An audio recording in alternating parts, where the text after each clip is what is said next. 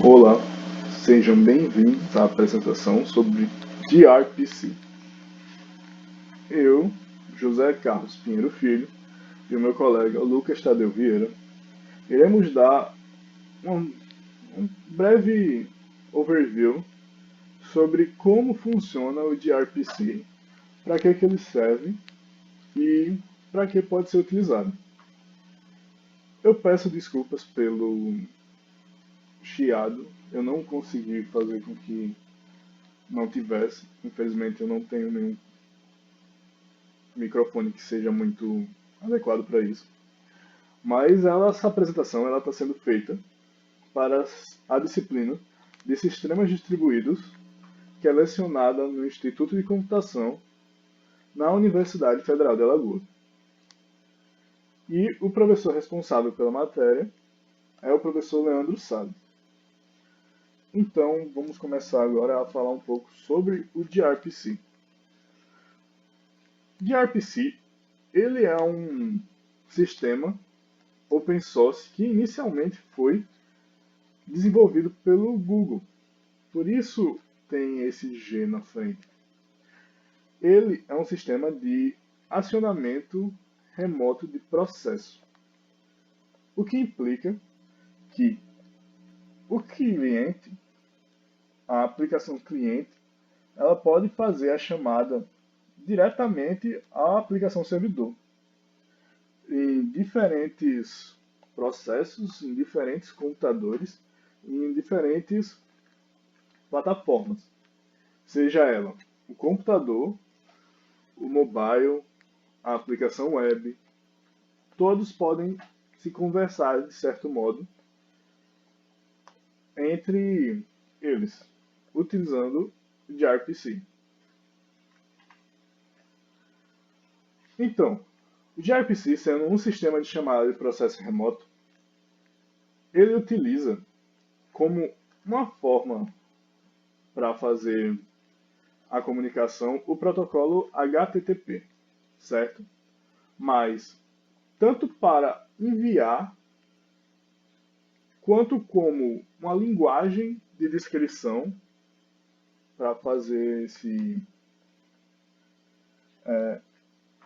a interface entre as aplicações, você precisa da IDL, que é a interface que define a linguagem. Né?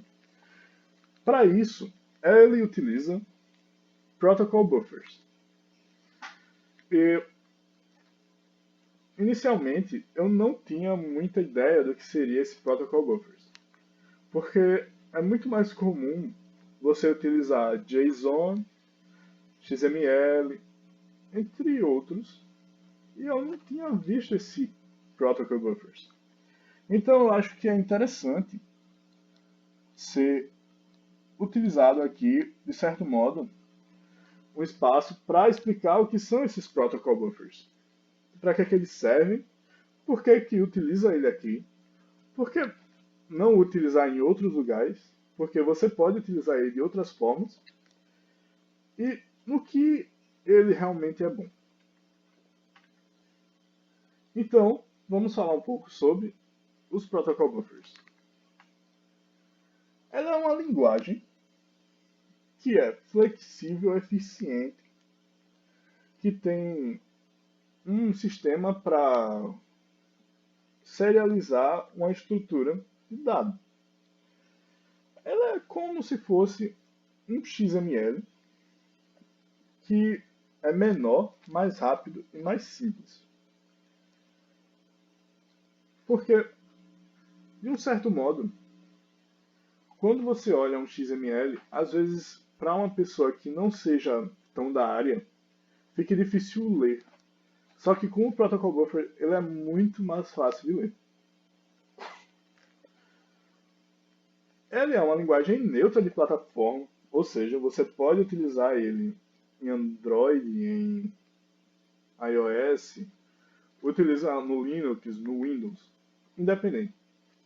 E também você pode usar ele nas linguagens que ele tem, nas várias e várias linguagens que ele tem suporte. C, Go, Python, Java, tem uma, uma infinidade de linguagens que ele tem. Ele pode, obviamente, ser utilizado para comunicação, que é o que o gRPC faz, mas também ele pode ser utilizado para armazenamento de dados. Porque, como disse, ele é menor do que o próprio XML.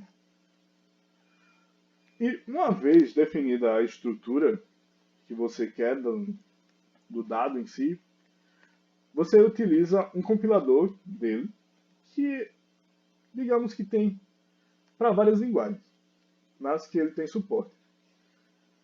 Nisso, você vai gerar um arquivo que você vai fazer um import para a linguagem que você está utilizando e vai poder utilizar ele como uma classe. Além disso, a estrutura do seu dado ele pode ser modificado e atualizado sem que você quebre os programas que já estão trabalhando com ele.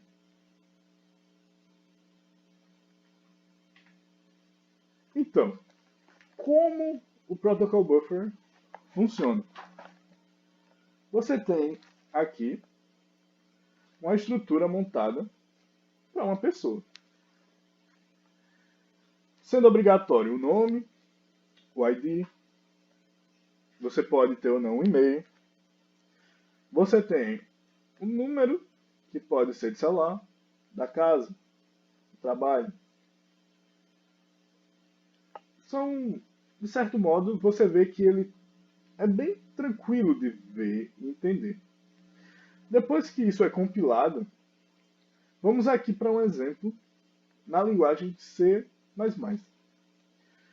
Então você compila essa mensagem, essa estrutura, que já é providenciado por eles. Então você vai utilizar ele, depois que importar esse arquivo, como se fosse uma classe normal que você tem na sua linguagem. Veja, aqui você está instanciando o objeto e aqui é facilmente manipulado. Você coloca o nome, o ID, o e-mail, e nisso você está criando a mensagem. No caso, você cria o arquivo da mensagem. Então, você manda. Do mesmo modo, quando você recebe o gRPC, o Protocol Buffer, também é muito fácil de você conseguir trabalhar com ele. Você vai pegar aqui o arquivo que você recebeu, instanciar como uma classe, usar o parser e depois simplesmente trabalhar como se você tivesse uma classe normal.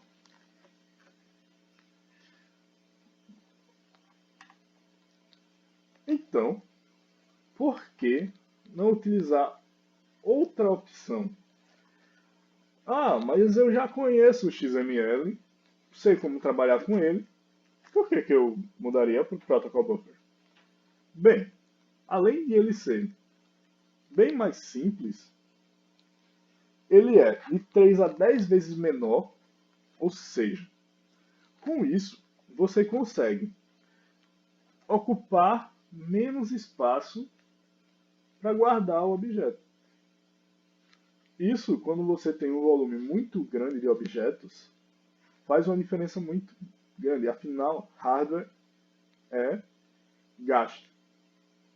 Então, se você quiser armazenar, você não vai precisar gastar tanto com HDs, entre outras coisas. Ele é de 20 a 100 vezes mais rápido. Ele tem isso, 10 a 20 vezes mais rápido, de mandar. Isso é para a taxa de transferência. Porque ele tem uma parte que é legível ao ser humano, mas quando você envia, ele vai em forma de bytes, onde ele vai ocupar muito pouco espaço.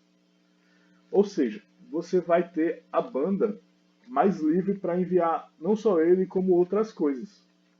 Se você tem uma banda mais livre, significa que você pode enviar muito mais coisas.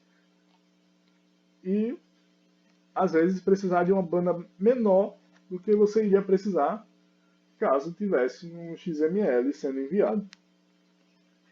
Com ele você tem menos ambiguidade e o principal, você gera classes que para você trabalhar com linguagem de programação, gerar classes é algo que facilita muito a programação, que você não vai precisar ficar trabalhando o tempo todo com tags, entre outras coisas.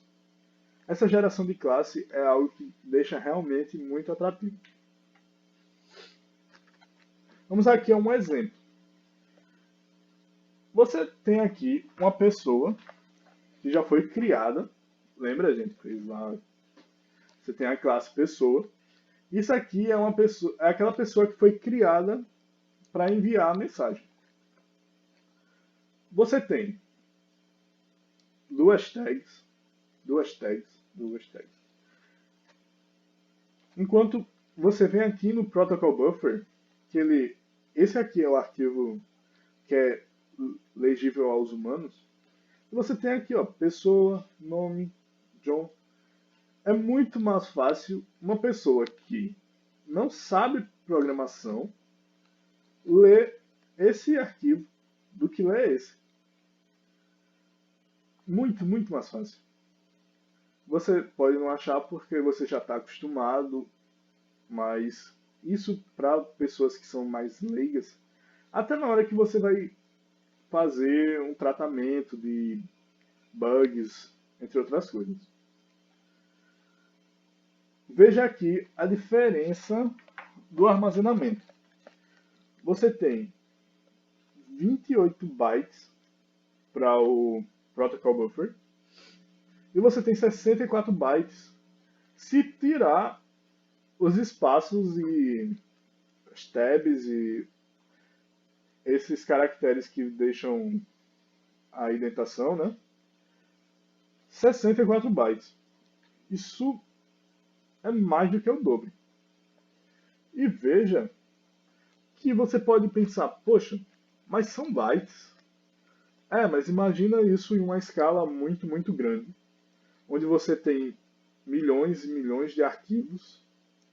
Isso vai fazer uma diferença bem, bem grande. E aqui nós temos a diferença do envio.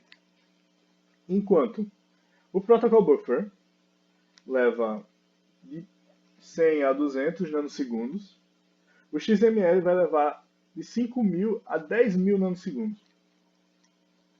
Isso, além de liberar espaço de banda, faz com que você consiga enviar muito mais mensagens por segundo. Isso em algo que você precisa ter uma resposta constante faz diferença. E além dessas coisas que por si só já são muito boas, você tem a facilidade de manipulação. Veja aqui. Esse primeiro quadro é você manipulando o XML. Você tem que pegar o nome, pegar o elemento pela tag, depois dizer qual é o item e depois pegar o inner text. Ok? Aí a mesma coisa você vem para cá, e-mail, pegar o elemento pela tag, e-mail, pegar o item, depois pegar o inner text. Quando você vem para o Protocol Buffer, você simplesmente pega e usa como se fosse uma classe. Olha aqui que mais limpo.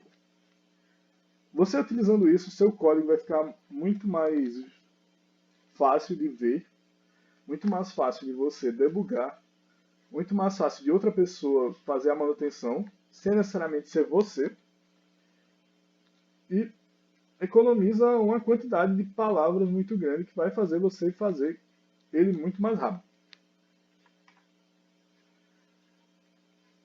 Ok, mas antes de ir para o gRPC mesmo, você pode estar perguntando, nossa, mas isso é muito bom, porque todo mundo não usa Protocol Buffer.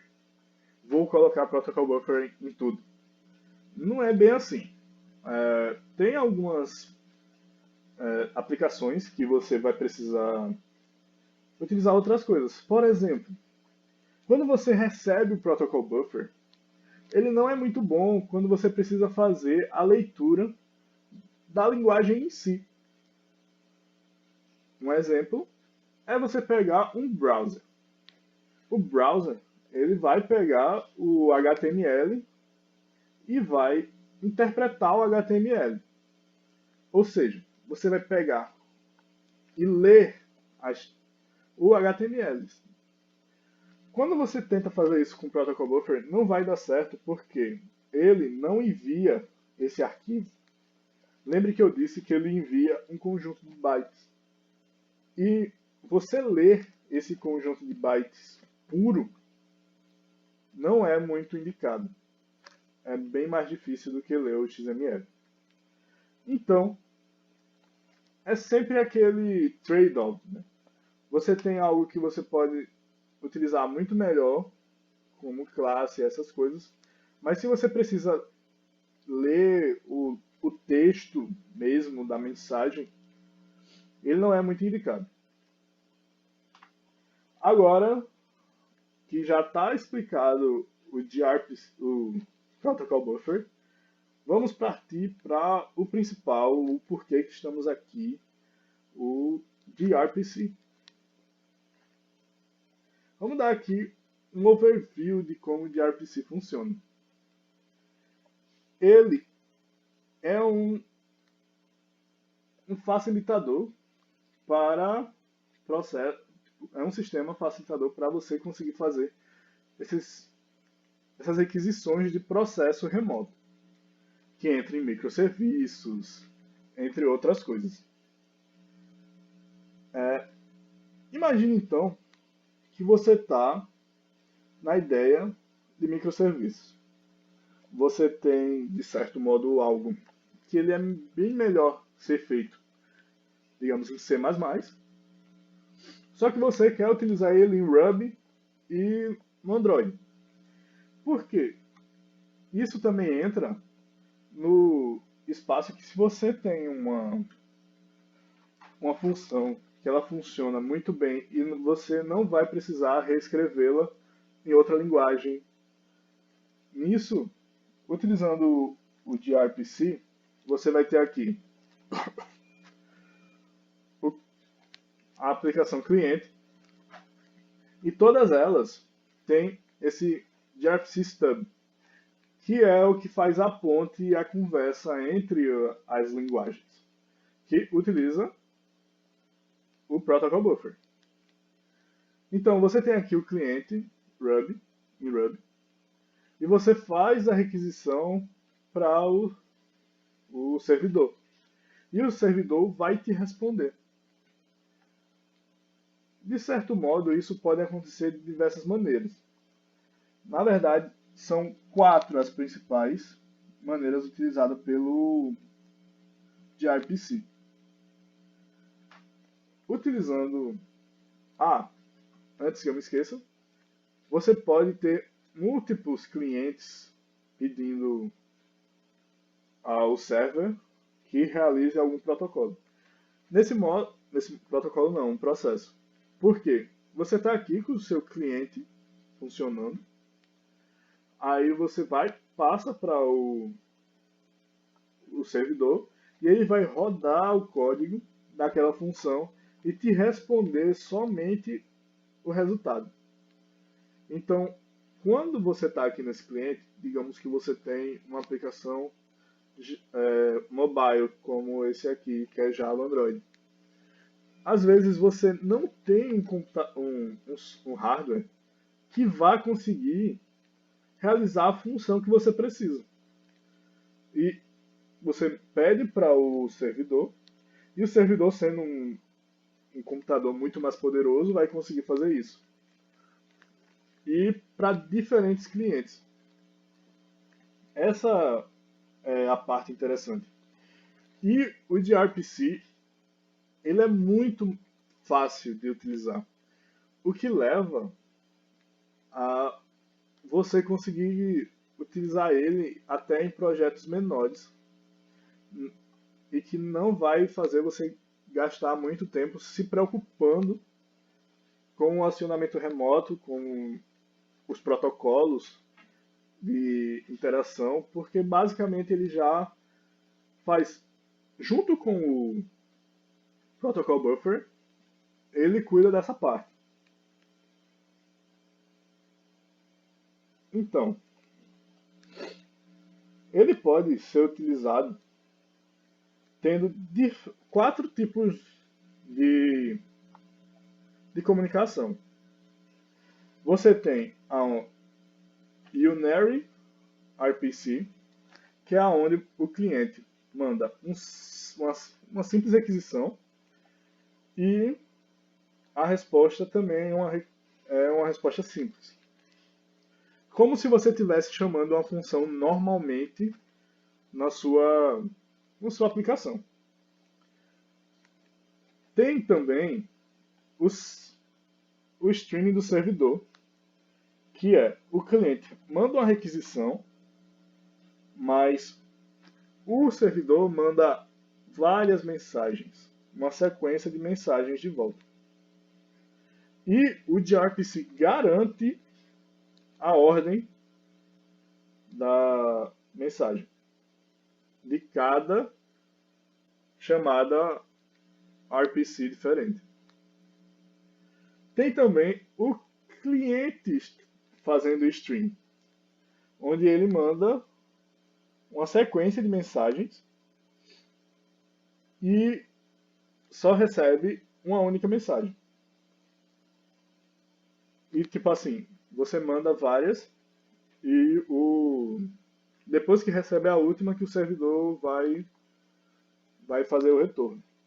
Contudo, você tem também o streaming bidirecional, onde os dois lados irão mandar e independente vai também ser mantido a ordem. Digamos que o cliente precisa de uma requisição de outra função. Aí você manda vários e o servidor vai mandar várias respostas depois. Isso vai ser muito mais bem explicado a seguir com o meu colega Lucas. Opa pessoal, aqui é o Lucas, o companheiro do Carlos nesse trabalho. Como ele falou, deu essa introdução aí sobre o gRPC, gRPC em inglês. gRPC é um serviço de alto desempenho para atender chamadas RPC. RPC é um tipo de serviço cliente-servidor, onde o cliente requisita determinado método e o servidor dá esse método já implementado para ele. Como o Carlos citou várias vezes, a base do gRPC é o Protocol Buffers. Através dele você tem uma universalização, por assim dizer, do serviço, onde você consegue fazer com que plataformas e linguagens diferentes se comuniquem. Isso é muito proveitoso porque, como ele citou também, esse começo eu vou citar bastante o que ele falou, para depois partir para os detalhes da introdução que ele deu.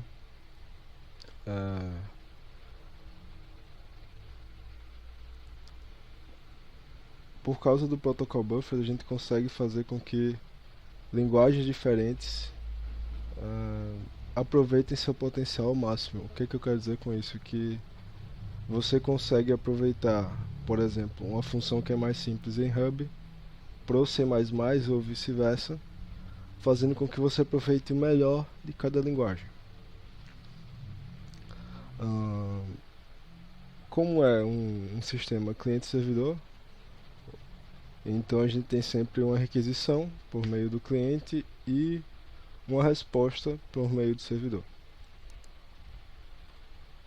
Indo mais para frente, falando justamente dos tipos de comunicação citados, a gente tem o RPC unário, onde o cliente faz uma requisição e o servidor retorna com apenas uma resposta. A gente tem o RPC de fluxo do servidor, onde o cliente vai fazer uma requisição e o servidor vai retornar com um fluxo, ou em outras palavras, várias respostas. O RPC de fluxo de cliente, onde o cliente ele vai fazer várias requisições, mas, vou deixar claro, o servidor só vai retornar uma resposta disso tudo. E o RPC de fluxo bidirecional. Antes de poder explicar cada uma delas e o funcionamento em si do gRPC, da comunicação feita com o gRPC, eu gostaria de explicar alguns dos conceitos que vão ser fundamentais para que a gente possa entender corretamente como é feita a comunicação por meio do gRPC. São eles metadata, ou no Brasil metadados. Normalmente os dados passados na comunicação do gRPC são o nome do método, os metadados do cliente e um prazo, que é justamente o próximo conceito, onde os metadados, esse metadata é algo oculto, por assim dizer, ao gRPC, porque, como foi especificado, o Protocol Buffers ele converte esses dados, e aí isso independe da linguagem. Quando ele for desconvertido, quando ele voltar a ser dados propriamente dito, esses dados devem independer da linguagem. Então, após a conversão, a aplicação fica meio alheia a esses dados, só sabe que aqueles dados podem ser lidos no servidor ou no cliente quando chegar até o destino. Prazos e atrasos. Junto da metadata, que contém os metadados, o nome do método e o prazo, a gente tem esse quesito do prazo. O que é isso? O cliente, quando ele passa o metadata, ele vai dizer, olha, eu preciso dessa informação, dessa resposta em até X tempo. E isso é o que faz com que a resposta ainda continue sendo válida para o cliente. Após esse tempo, a aplicação vai definir se vai ser definida na aplicação cliente, se ele vai fazer outra requisição ou se vai desistir da requisição. Isso é bem aberto no quesito de ser implementado da forma que o desenvolvedor achar melhor para sua aplicação. Os canais de transmissão é justamente o canal por onde os dados vão passar entre o cliente e o servidor. Eles são especificados pelo destinatário e no caso pelo cliente e pelo servidor, informando a porta que será usada para a conexão entre eles. A porta na web, para deixar claro, a porta web entre os dois.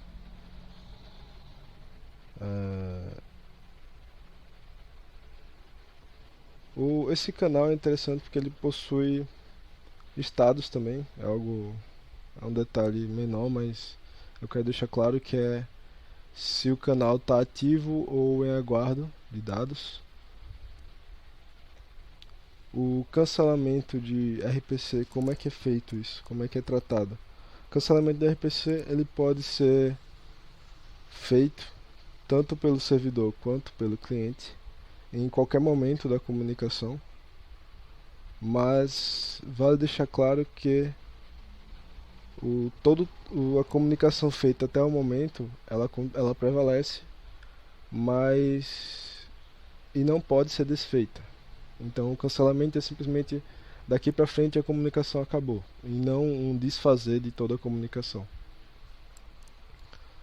A finalização do RPC ela é feita também tanto pelo cliente quanto pelo servidor de forma independente, mas ela é feita para informar que houve uma finalização sucedida da comunicação. Essa é basicamente a diferença entre o cancelamento e a finalização. A finalização, ela mostra que foi feita com sucesso a comunicação. Há também o caso que essa finalização, ao invés de ser sucedida, ela pode ser, aspas, sucedida no caso de ter passado do prazo do cliente.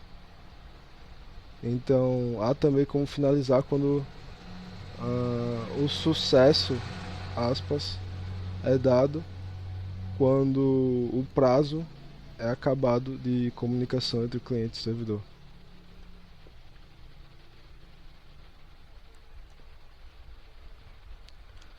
Aqui está um serviço do gRPC. Você pode ver que é uma classe, um objeto comum, que com retornos, com nome de método, com variáveis. Vale ressaltar também que esses serviços do gRPC, eles podem ser síncronos ou assíncronos, como eu vou informar mais à frente. E vamos lá, vamos ver como é que é propriamente dito o ciclo de funcionamento do gRPC. Primeiro a gente tem o RPC unário. Eu quero voltar aqui atrás só para mostrar o serviço a vocês, porque a forma como está sendo utilizada é justamente o que define o tipo da comunicação do RPC. Aqui está os serviços, eu quero que vocês visualizem. E aqui está o RPC sendo executado em diversas maneiras que fazem com que o tipo de comunicação seja diferente. Primeiro a gente tem o RPC unário, que é simplesmente, como a gente pode ver, a chamada do método com passando metadata aí pelo nosso cliente, o nome do método e o hello request, que está pedindo justamente a implementação desse método para o servidor, certo? Aí o servidor então responde com a implementação do método para o cliente, do método hello, por assim dizer. Como a gente falou até então, esse RPC, além desses dados aí, ele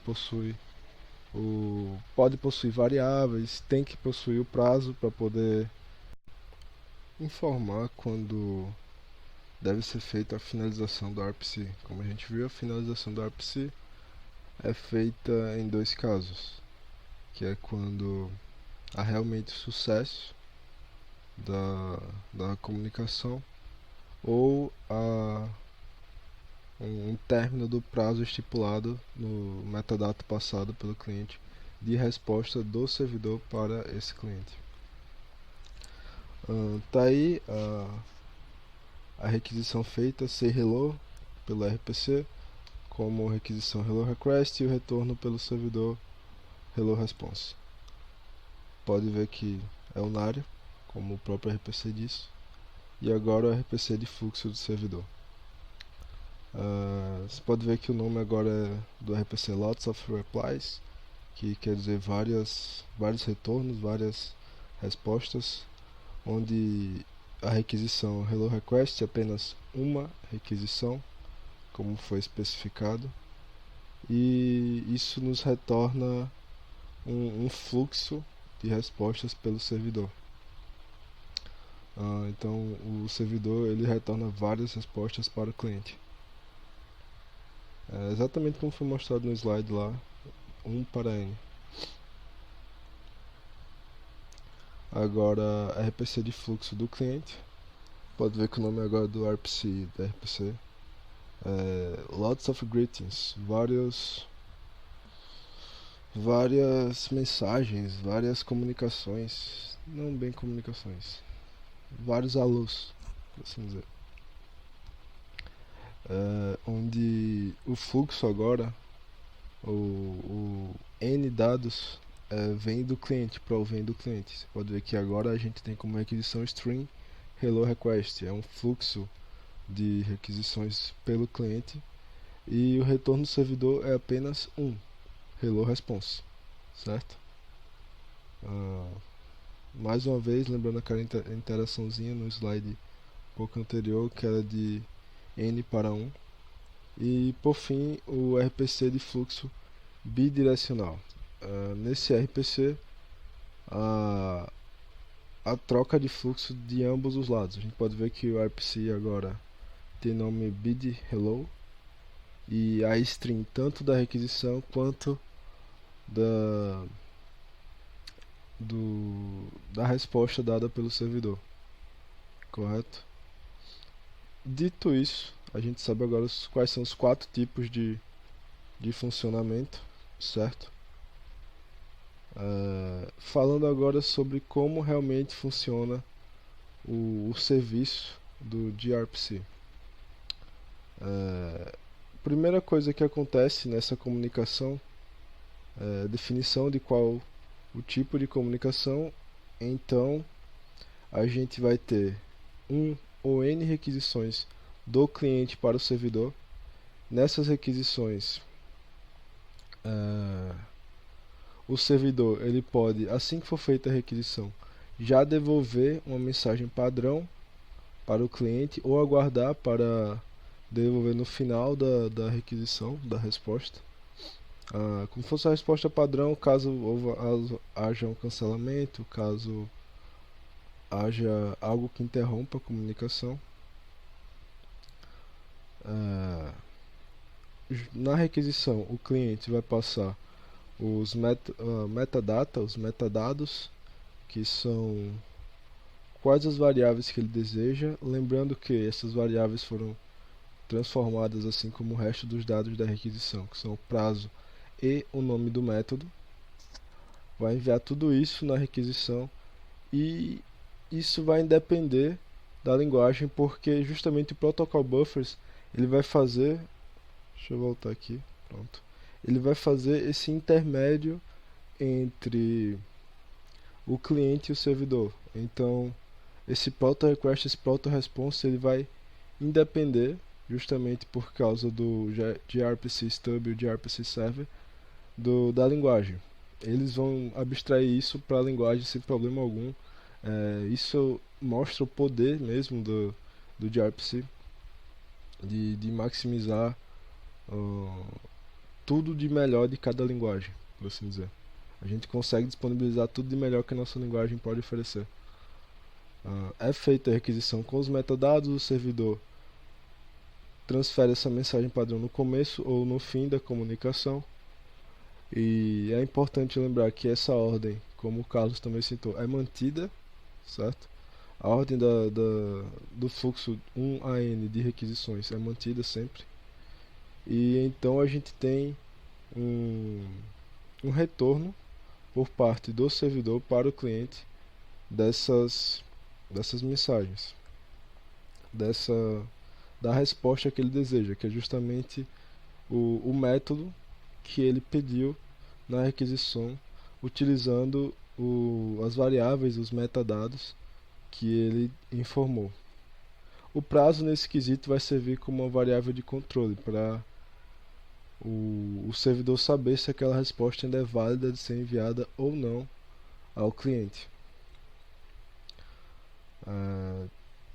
Tem algo muito interessante nisso, e que é o fato de poder ser síncrono ou assíncrono essa comunicação. Por padrão é feito de forma síncrona. Primeiro o cliente fala, depois o servidor responde. Mas o gRPC ele tem essa possibilidade da aplicação ser implementada de forma assíncrona. Isso é bem interessante por parte dele. Eu falei da 1 a n requisições do servidor, do cliente, e agora explicitando 1 a n respostas do servidor. Lembrando, normalmente isso é feito de forma síncrona, ou seja, todas as requisições são feitas primeiro e depois todas as respostas são enviadas. mas há a possibilidade de você implementar isso de forma assíncrona. E essa imagem aí ilustra bastante o, da forma bem simplificada, porque o gRPC realmente facilita isso pra gente, de como funciona essa intercomunicação de gRPC Stub, gRPC Server, cliente, servidor de diferentes plataformas. Tendo em vista tudo isso que eu falei, tudo isso que foi apresentado até agora, eu gostaria de apresentar para vocês algumas características para poder reforçar o quanto o gRPC é poderoso e, além disso, essas características são justamente a visualização, algo que a Google deixou como princípio e requisito para que o gRPC seja o que é hoje.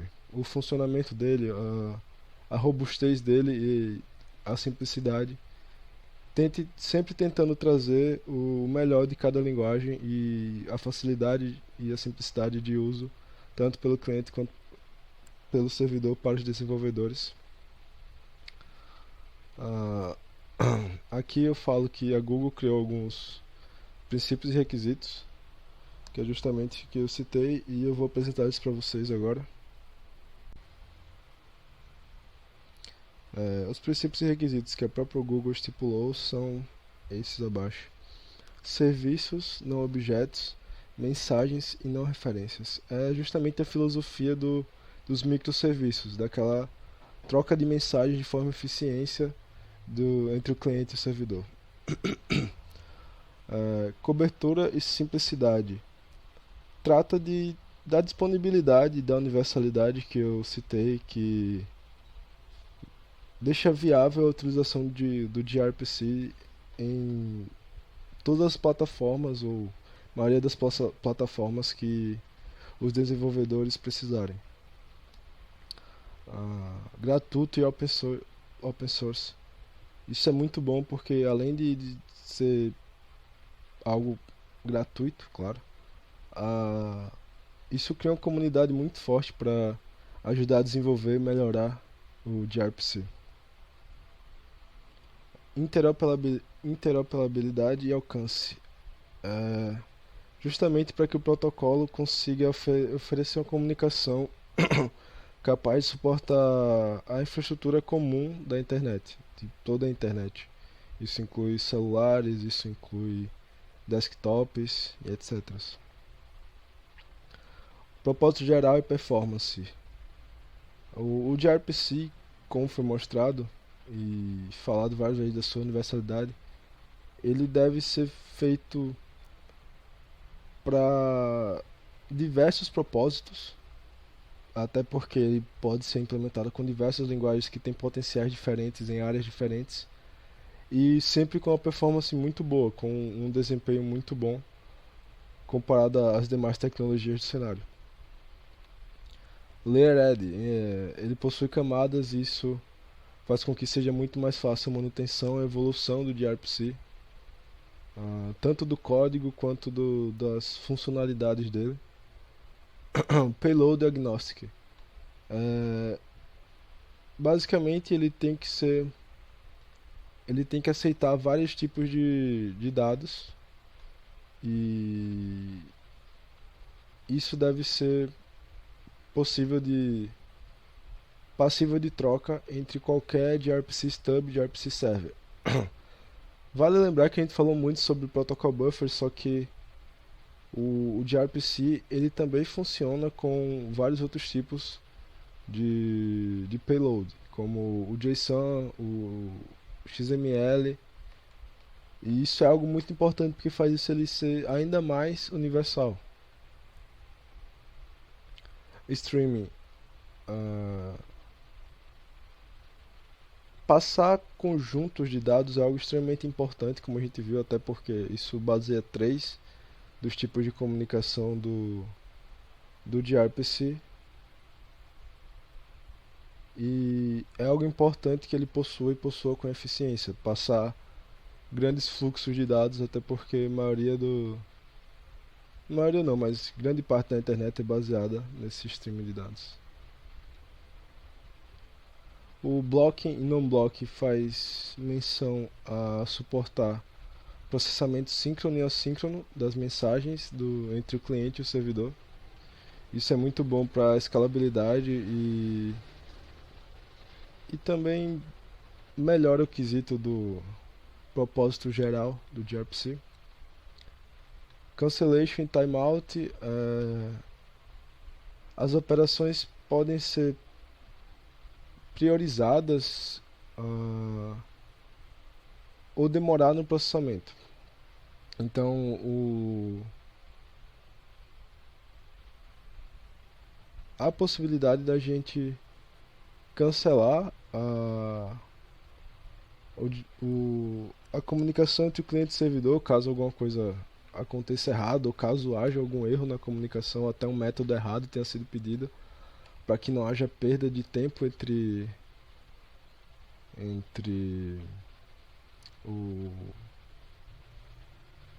para o servidor processar algo inútil, por assim dizer, já que o cliente se enganou. E além disso, o timeout é muito importante para você, caso o cliente não mais necessite daquela resposta, como ele falou no prazo dele, então o servidor não precisa mais responder. O cliente, por parte da aplicação, vai ver se não mais necessita do dado ou se faz novamente essa requisição. Lame ducking. Os servidores devem ter a permissão, basicamente, de desligar ou rejeitar solicitações quando eles estão processando dados demais de outra requisição. Controle de fluxo, claro. O poder justamente de controlar aquele stream de dados que a gente citou em streaming. Gerenciar buffer e fornecer proteção DOS. Pluggable.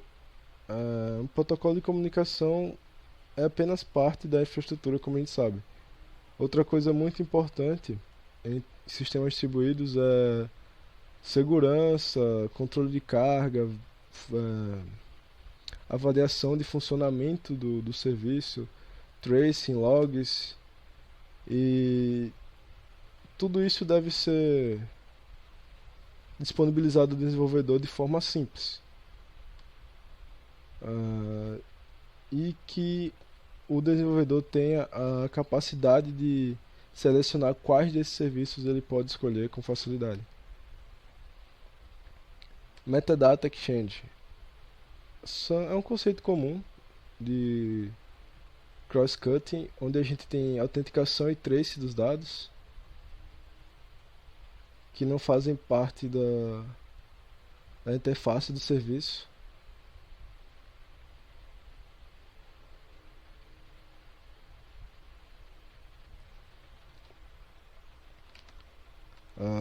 É poder controlar de forma que garanta a autenticidade e o rastreio desses dados, desses metadados do cliente.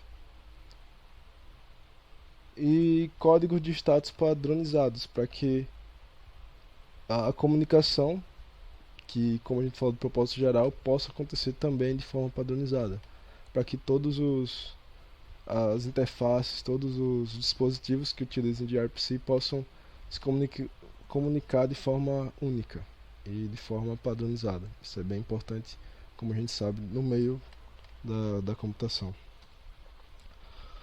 A conclusão é que o gRPC é um forte aliado na construção de APIs, com foco na comunicação entre serviços, no caso o cliente solicitando isso de forma simples e universalizada, e o servidor também respondendo de forma simples e universalizada, e ele funciona de forma excelente para microserviços, sendo isso de propósito geral. E a conclusão basicamente é essa: é algo bem poderoso, bem robusto, que você muito provavelmente pode implementar na sua aplicação. E o Carlos agora vai dar continuidade, mostrando um exemplo para vocês, para ver como é simples e robusto o gRPC. É isso, pessoal. Aqui estão algumas referências para quem quiser. A gente vai deixar abaixo também na descrição do vídeo. E é isso. Então, vamos começar aqui com um exemplo de como utilizar todo o gRPC. No caso, uma pequena aplicação que o que acontece? Eu fui lá onde você tem a documentação de gRPC e tem um Quick Start para Python.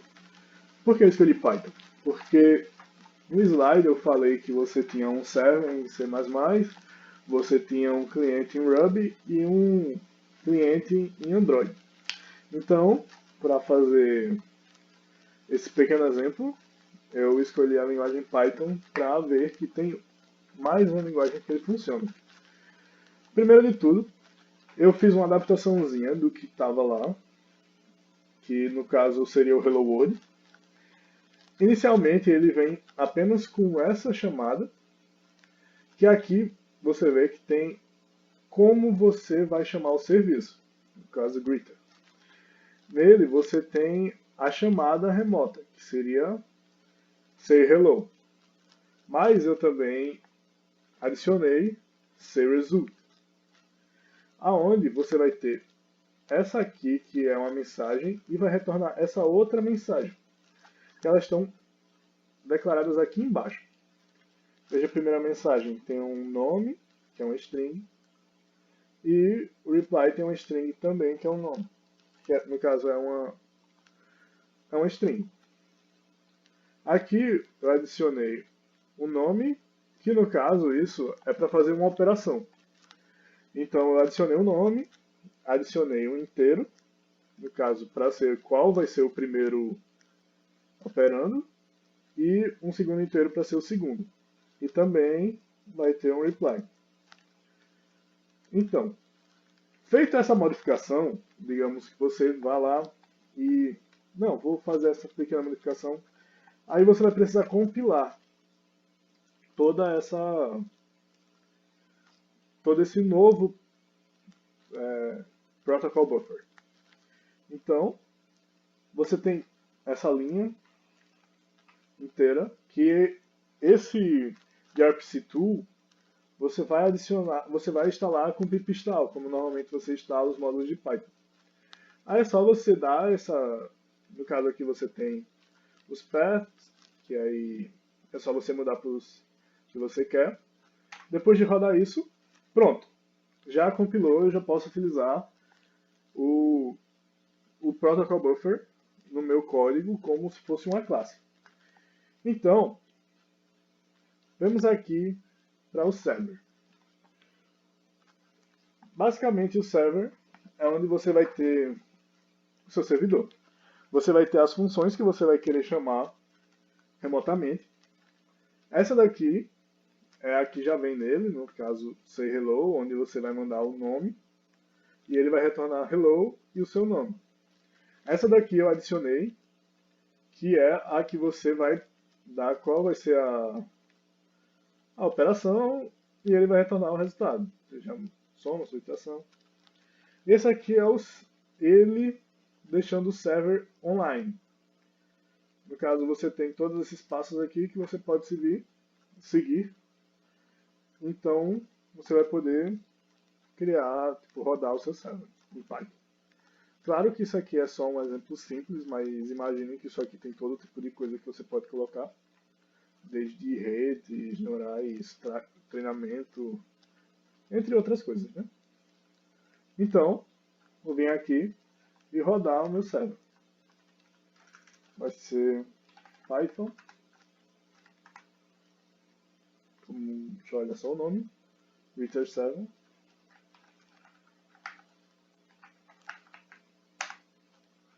Pronto, meu servidor já está rodando. Ou seja, ele está online, digamos assim. Logo, a gente pode vir aqui e ver como é feito o cliente. Esse daqui, cliente antigo, basicamente é como ele vem no Hello World, onde você só vai digitar o seu nome e ele vai retornar uma saudação para você. O que eu quis fazer utilizando esse também? Que desse modo, você vai perceber que ele está usando uma versão antiga do Protocol Buffer, que não foi o que eu compilei agora. Mas ele também vai funcionar, porque você pode utilizar o Protocol Buffer para atualizar e ele não vai quebrar as aplicações que utilizavam ele antigo. Ou seja, você pode adicionar coisas nele, como novas funções e etc. E vai funcionar, não vai quebrar os seus softwares antigos que já estão utilizando ele. Veja aqui, fez a saudação, hello, Carlos. Ok. Então, vamos para o cliente novo. Aqui no cliente novo, você pode ver o seguinte. Tem essa nova função que eu criei. Veja que essa parte aqui, ó, é onde você vai ter o seu stub. Lembra que eu falei no slide que toda linguagem tem um stub, que é o que faz a comunicação entre as aplicações? Então, é desse modo aqui que você faz em Python. Você vai colocar o IP. Vai colocar o endereço do server e vai criar o stub. Utilizando esse daqui é o arquivo gerado pelo Protocol Buffer, que é o que você vai utilizar como classe. Visto isso, você vai ter aqui a sua resposta, que vai utilizar isso. Você vai utilizar o seu stub, vai dizer qual o tipo de comunicação que você quer. Então, você vai mandar a função que está dentro desse arquivo, que é o que você não mexe.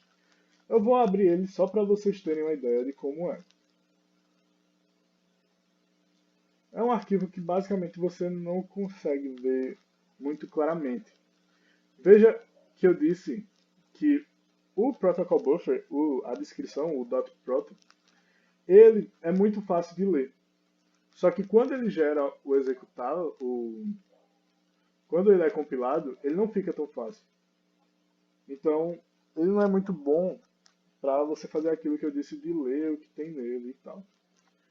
Ok. Voltando aqui ao cliente. Então, ele vai mandar a operação, o primeiro número e o segundo, que eu estou mandando aqui por essa função. Então, ele vai printar a resposta, que vai voltar do servidor, né? Vai ser lá pelo servidor. Certo. Então, eu vou rodar aqui primeiro, só para vocês verem como é basicamente. Lembra que o servidor está aqui rodando. Então, sobe aqui.